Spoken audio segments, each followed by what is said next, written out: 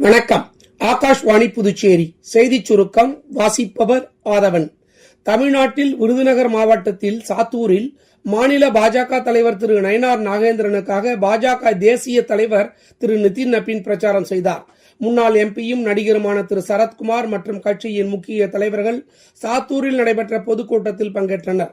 பாஜக, அதிமுக, பாமக மற்றும் என்டிஏ கூட்டணி கட்சியைச் சேர்ந்தவர்களும் இப்பேரணியில் பங்கேற்றனர். திமுக தலைவரும் முதலமைச்சருமான திரு மு.க. ஸ்டாலின் நேற்று கட்சி வேட்பாளர்களுக்காக பரமக்குடியில் வாக்கு சேகரித்தார். மேலும் 1 மைல் தூரம் நடந்து சென்று பொதுமக்களிடம் உரையாடினார்.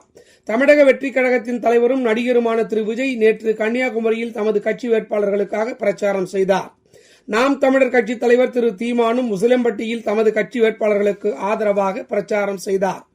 தமிழகத்தில் நடைபெறவுள்ள ஒரே கட்ட தேர்தலுக்கு இன்னும் 9 நாட்களே உள்ள நிலையில் மாநிலத்தின் ஒவ்வொரு தெருக்களும் வண்ணமயமாக காட்சியளிக்கின்றன.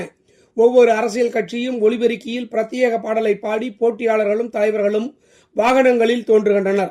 மொத்தத்தில் தமிழக தேர்தல் களம் கோடை வெப்பத்துடன் சூடுபிடித்துள்ளது. நடந்து முடிந்த அசாம், கேரளம் மற்றும் புதுச்சேரி சட்டப்பேரவை தேர்தல் நடவடிக்கைகளை 22 நாடுகளைச் சேர்ந்த பிரதிநிதிகள் பார்வையிட்டனர். இந்திய தேர்தல் ஆணையத்தின் ஏற்பாட்டின்படி 38 குழுக்களாக அவர்கள் இந்தியா வந்திருந்தனர். தேர்தல் அமைதியாகவும் நியாயமாகவும் நடத்தியதை அவர்கள் பாராட்டினர்.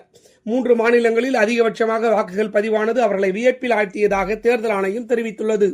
லக்னோவில் நடந்த IPL கிரிக்கெட் போட்டியின் 19வது ஆட்டத்தில் குஜராத் டைட்டன்ஸ் அணி 7 விக்கெட் வித்தியாசத்தில் லக்னோ சூப்பர் ஜியன்ட்ஸ் அணியை வீழ்த்தியது. இத்துடன் இந்த செய்திச் சுருக்கம் நிறைவு பெறுகிறது.